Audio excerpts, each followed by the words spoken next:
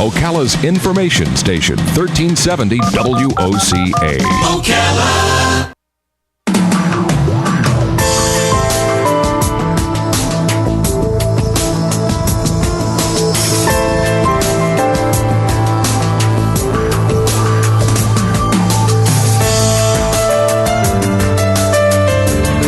All right, 5 minutes after 9 o'clock. Thank you for tuning in this cool Wednesday morning. In the studio, we have three beautiful women, including Robin. Jennifer Martinez is in the studio, Jenny Martinez, and Dawn Westgate is in the studio. They are here from Kimberly's Center for Child Protection. Am I saying that right?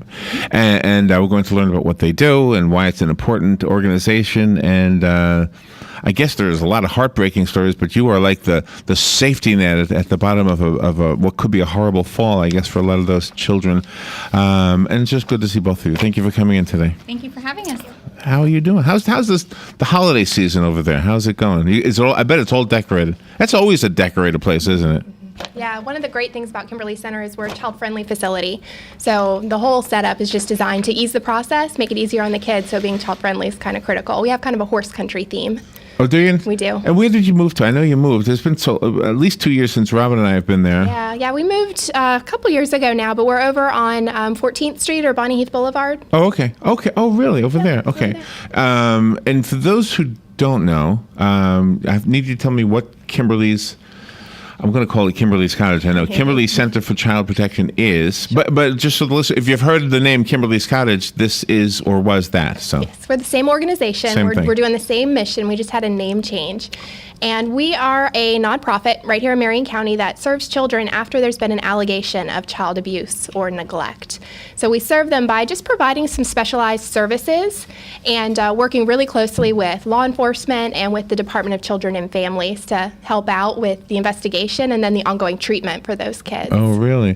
When we hear in the news that a child has been spoken to about an allegation, is that your job? I mean, do you work with the children so that in a gentle way you get them to tell you whatever needs to be known? Yeah, that's exactly it. The idea behind Kimberly Center is it's a tough thing a child's going through when they're telling about their abuse or neglect, and we need to make that process as easy as possible. So the kids do come to us, and we do interviews, we do medical exams, we do crisis intervention counseling, so they do absolutely talk to our staff, and we really help move them through the healing process. And how do you work? Is that what you do, Jenny? Are you the money person? Are you the person who I am. You get the money? I'm the money person, and then public outreach, just trying to get the word out and the mission across to the community to let them know that the services are there and available. That's so important. I mean, yes. How would you know what to do? And so that's another question. How do the children?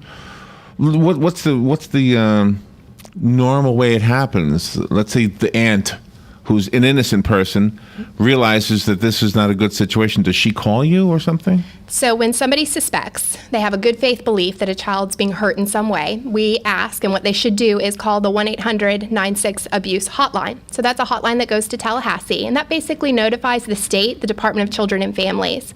From there, they assign it locally to a Marion County Department of Children and Families worker who goes out to that child. They kind of gather some preliminary information, a lot of times with law enforcement. And then depending on what they find out, then they call us at Kimberly Center. And the child is either immediately brought to us or within the next couple of days, they're brought to us for services. Do they sleep there? No, they do not sleep at Kimberly's. Okay. Nope. When the child who's being abused is removed from the home and brought to you, do they think everything that's happening is their fault and then they start to cry because they don't want to go? Sure, and sometimes that is something that we have to deal with, a child that's taking the responsibility for whatever's happened to them. So we assure them that, whatever choices an adult has made in their life is not their fault. It's not the fault of the child. But a lot of times kids are actually brought to Kimberly Center and they're not removed from their parents. Lots of times we do have a mom and or a dad that are protective and supportive, and it's somebody else that has hurt the child.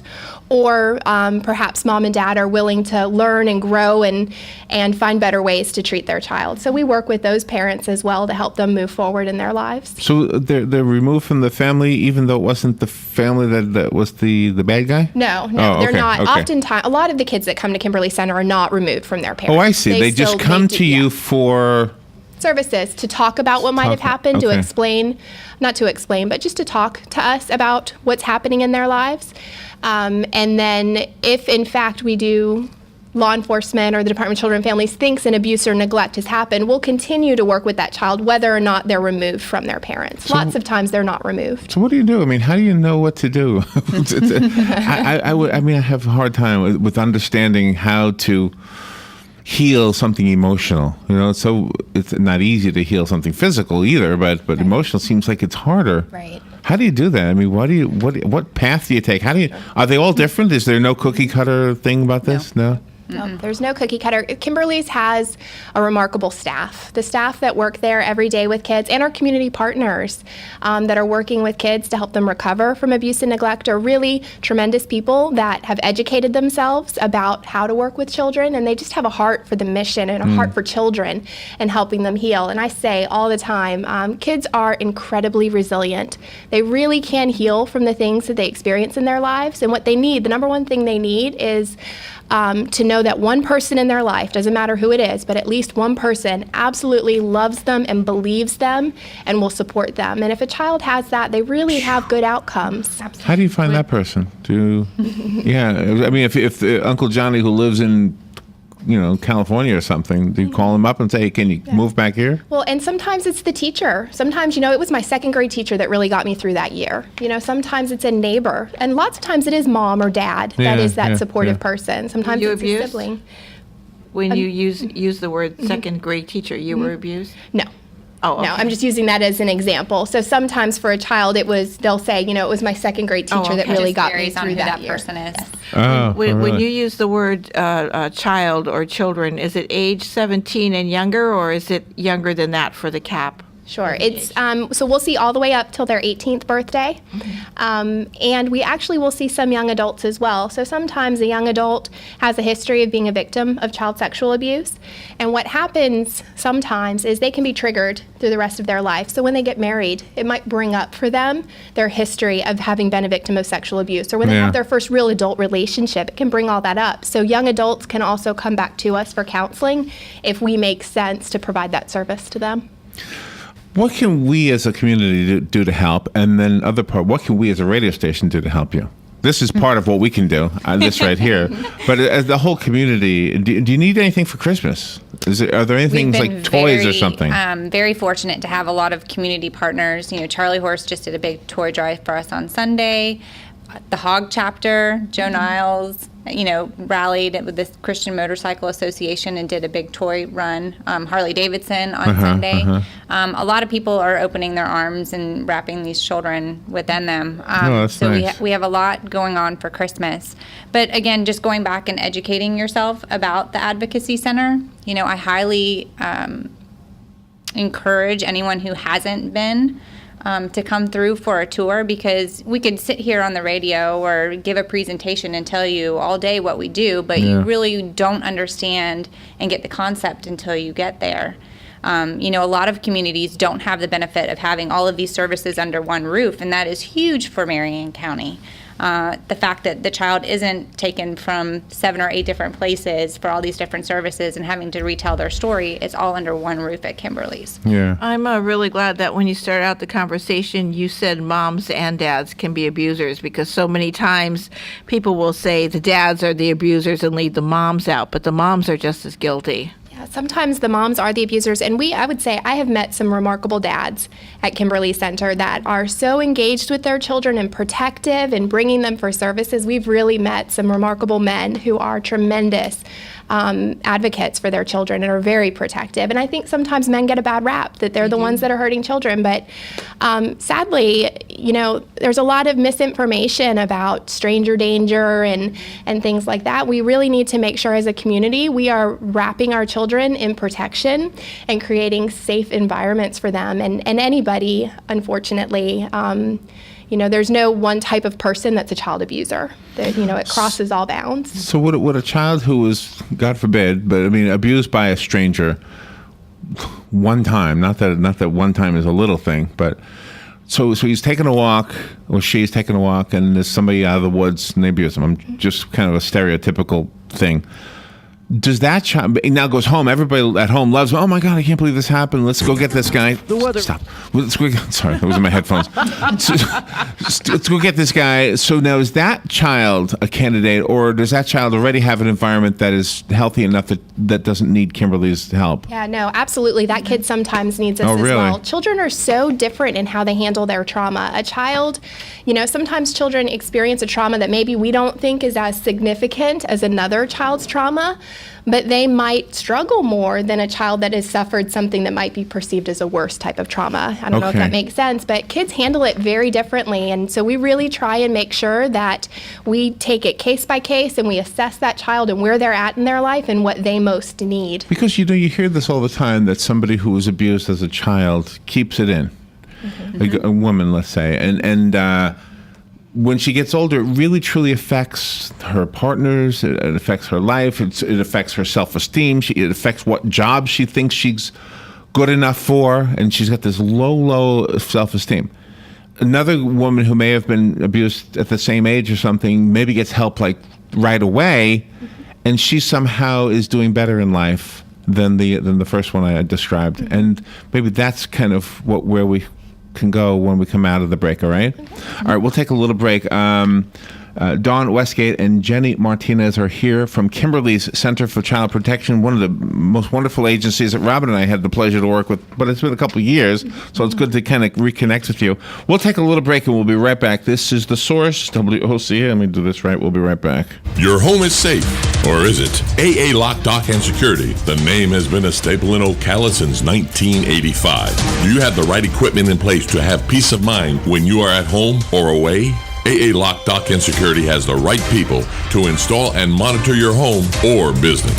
Call today for a free on-site security analysis. Call 867-1965. AA Lock, Dock, and Security, 219 Northwest 10th Street, 867-1965. The weather is brought to you by myfwc.com. Safe boating is no accident. Bright sunshine today, but cool with a high of 60 to 64. Clear and rather cold tonight with a low of 34 in the coldest inland spots, the 42 along the coast. Tomorrow, sunshine mixed with clouds and cool with a high of 60 to 64. And Friday, partial sunshine, the high 62 to 66. From the Florida Weather Center, I'm meteorologist Joe Lundberg.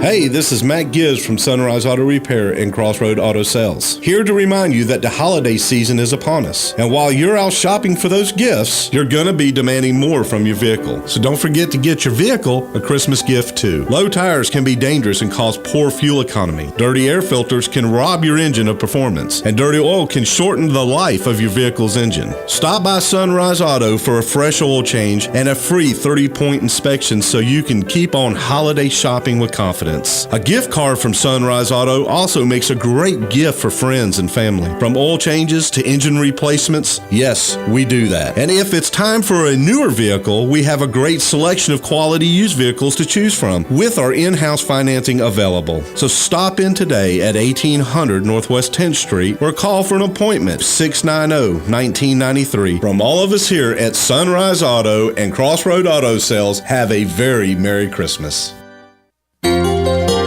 Hi, I'm Leah Caruso with Strive Rehabilitation, inviting you to join me Thursday at 11 a.m. for Health Matters. Ocala Health and Strive have teamed up to bring you the latest information on good health services available to you right here at home. This vital information will help you make informed decisions about your health. So don't forget to join me here at 11 a.m. Thursday. It's news you can use from Ocala Health, Strive, and your friends here at WOCA.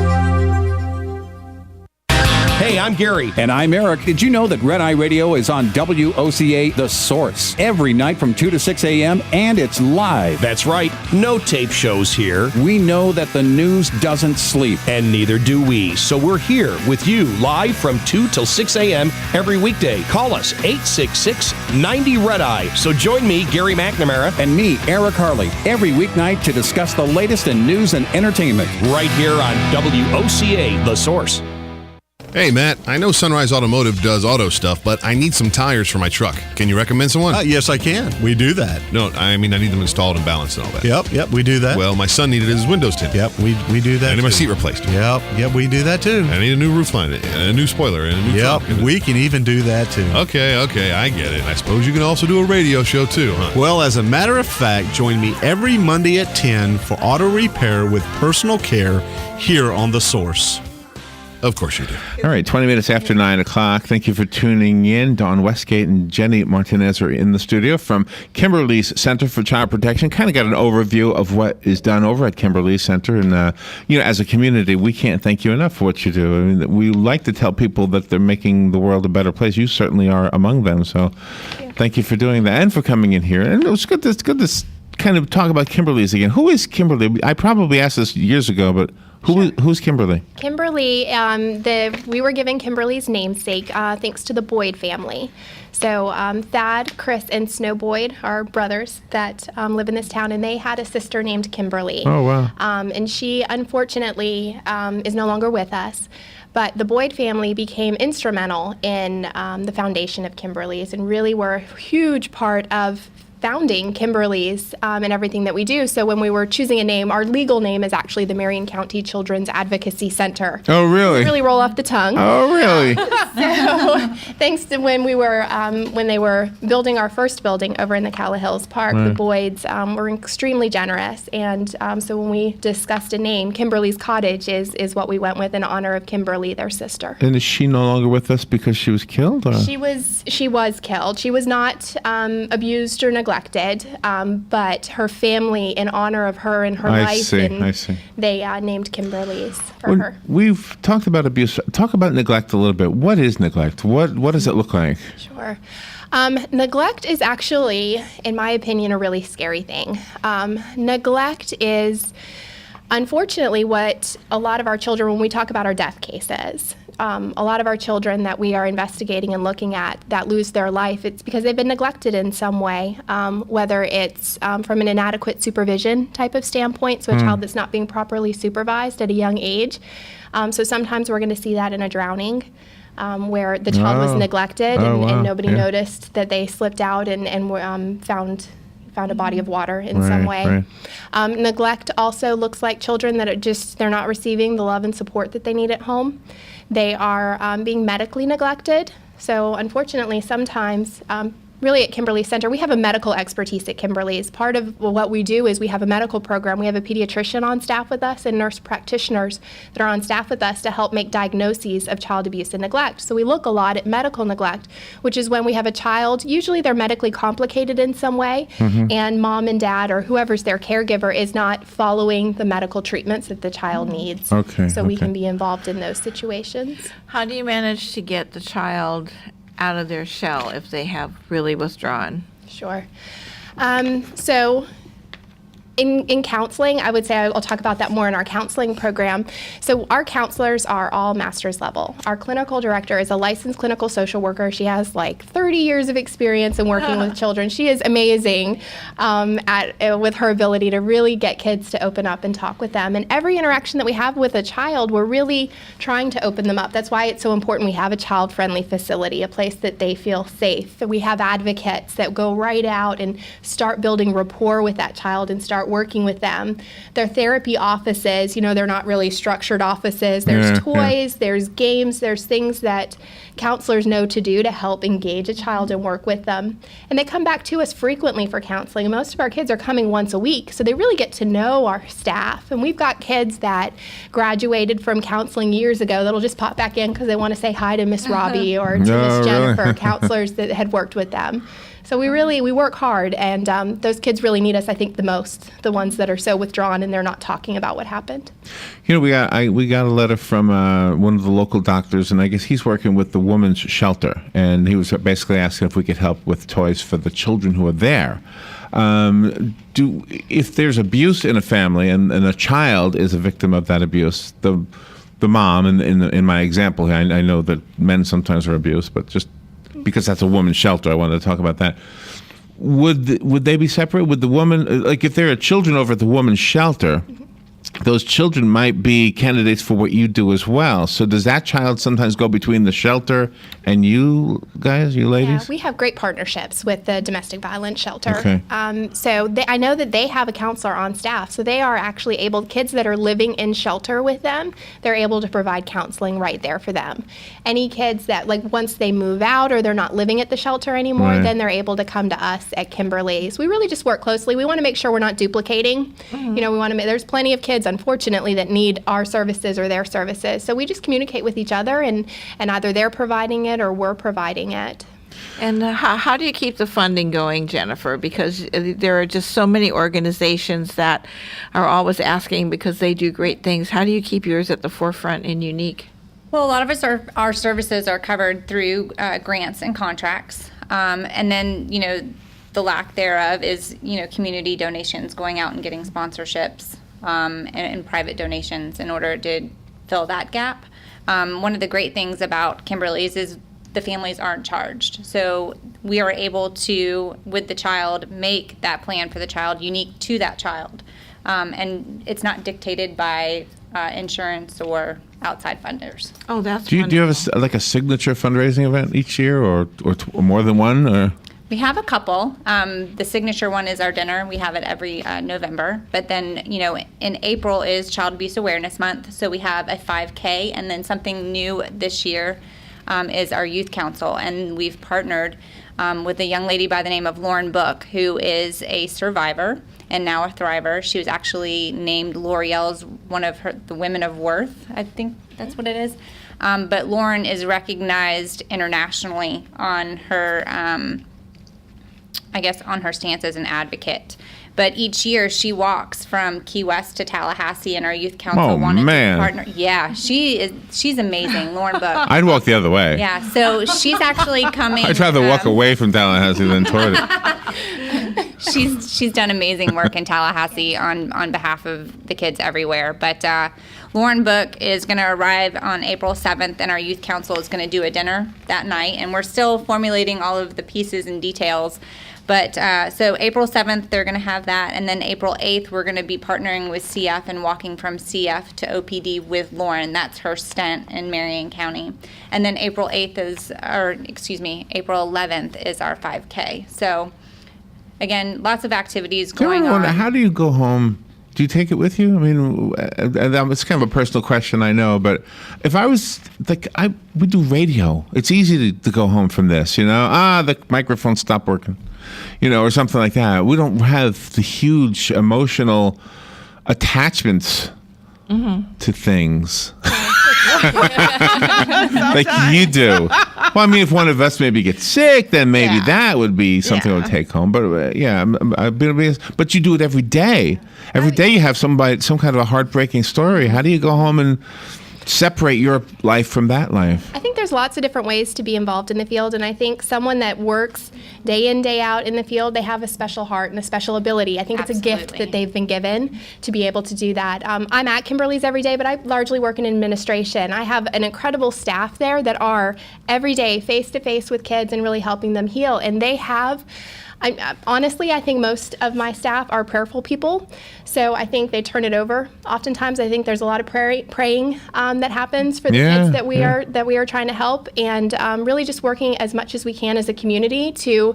I think of the starfish story. I wouldn't be able to tell it, but make a difference for that one child. Let's always, the child that walks in our door. Let's do everything we can while that child is with us to help them, and then pray for them and turn it over is kind of the approach I would say most of our staff are taking. It's all we're expected to do, I think, from God is to take that one starfish, that one child, and and if you can do two, then you do another one, So do you also advocate for their creativity of themselves as a person? Yeah, we do. A large component of our counseling program is in art therapy. So our kids are always creating artwork. You want to tell about the Christmas tree? Yeah, we actually had a Christmas tree donated this year by very generous friends. So it's making the entire center smell amazing, but the kids are actually decorating it. And, we thought that it would take a little while to get full, and I think it was within a day they had it. It's beautiful, and it's all decorated by the kids coming for services, and it's absolutely beautiful. They've made all the ornaments themselves. All the decorations are all handmade by the kids. Oh, how wonderful. Well, you are both beautiful in every way that people can be beautiful. You two ladies represent that. Kimberly Center for Child Protection is beautiful. We've got like 20 seconds. Do you want to give out a phone number, website? How can we help? Sure. Our website is kimberlycenter.org. We're also found on Facebook, so you can keep up to date with that. And then also our phone number is 352-873-4739. Again, please give us a call and come by and see it for yourself.